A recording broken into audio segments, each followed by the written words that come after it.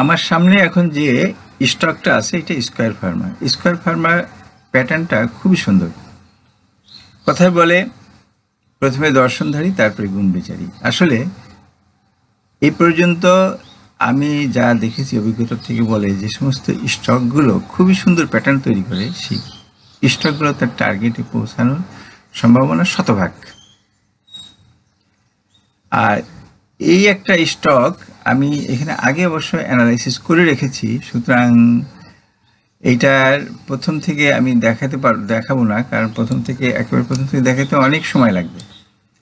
তা আপনি উপরে যে অ্যানালাইসিসটা করা আছে এটা আমি পরে দেখাই, এটার সম্পর্কে পরে আলোচনা করি। এখন যেটা আলোচনা করব সেটা হলো রিট্রেসমেন্ট অ্যান্ড পুল ব্যাক সিস্টেমে। রিট্রেসমেন্টটা আমি এখান থেকে দেখি সে কতটা রিট্রেসমেন্ট হলো। এইখানে রিট্রেসমেন্টটা হচ্ছে যে বি পয়েন্ট পর্যন্ত,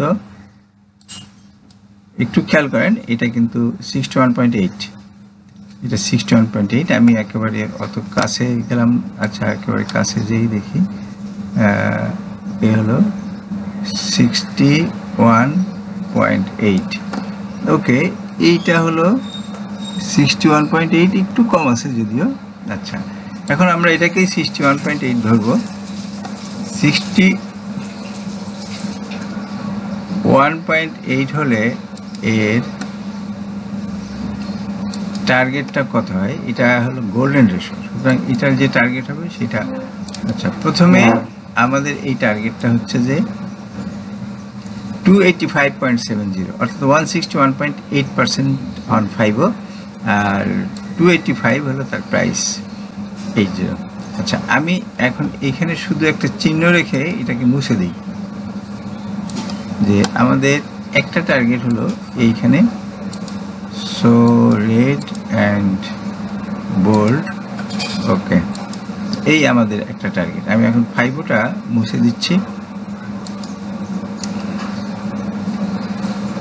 ওকে,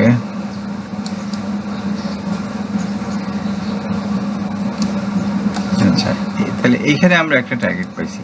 এখন উইকলি চার্টে তো দেখতে পাচ্ছেন যে এইটার অ্যানালাইসিসটা যেটা করছি এইটা স্ক্রিনে আটে না, সুতরাং এটাকে আমি 3 উইকস ভিউতে নিয়ে আসি। 3 উইকস ভিউতে আনলে এটা আগেই সরে গেছে আমার হাত থেকে, সুতরাং এটা হবে এক্স, এই এক্স। আচ্ছা, এই জায়গাটা হলো 53.4, এই জায়গাটার এইখানের দূরত্ব 53.4। সুতরাং আপনার এটা কয়টা প্যাটার্ন হওয়ার সম্ভাবনা আছে? এটা bad pattern, all bad pattern এবং ক্র্যাপ প্যাটার্ন হওয়ার সম্ভাবনা আছে, কারণ 38 থেকে 61 পর্যন্ত এই 3টা প্যাটার্ন হতে পারে। তা আমরা এক এক করে, আমি এখানে 2টো প্যাটার্ন এঁকে আঁকছি, বাকি প্যাটার্নটাও এখানে এঁকে দিই। মোট 3টা টার্গেটের মধ্যে সে যাইতে পারে। আর একটা হবে এক্স, এ, বি, দেন সি। আচ্ছা, আরেকটা অল ব্যাট, 1.27।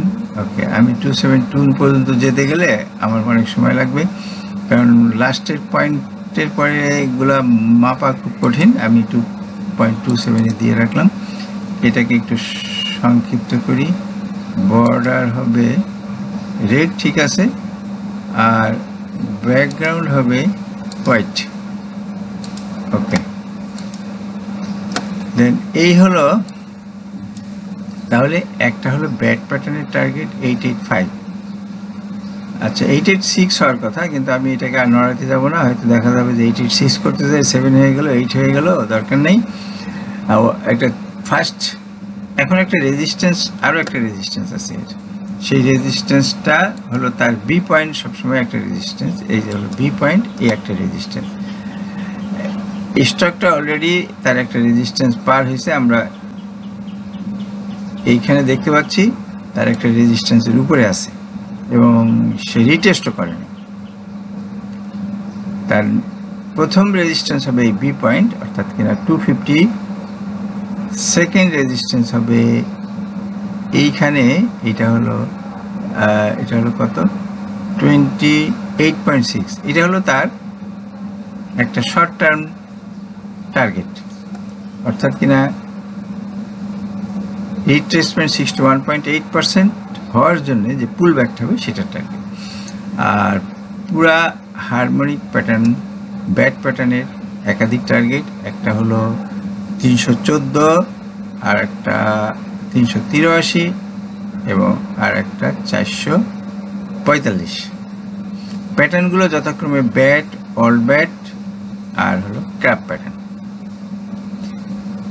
তা সুতরাং আজকে আর একটু বলতে হয়, স্কয়ার ফার্মাটা একটা ফান্ডামেন্টাল শেয়ার। আমি যেটা মনে করি মার্কেট যথেষ্ট নিচে নামছে এবং ভবিষ্যতে এখন এই বটম পজিশনে নামা সম্ভাবনা আমার মনে হয় আর নাই। যারা ইনভেস্টর তাদের জন্য এটা একটা ভালো শেয়ার, কারণ আমরা যারা ইনভেস্টর তারা সাধারণত ফান্ডামেন্টালি স্ট্রং শেয়ারই কেনার চেষ্টা করে থাকি। ওকে, সো আজকের স্কয়ার ফার্মার অ্যানালিসিস এখানে।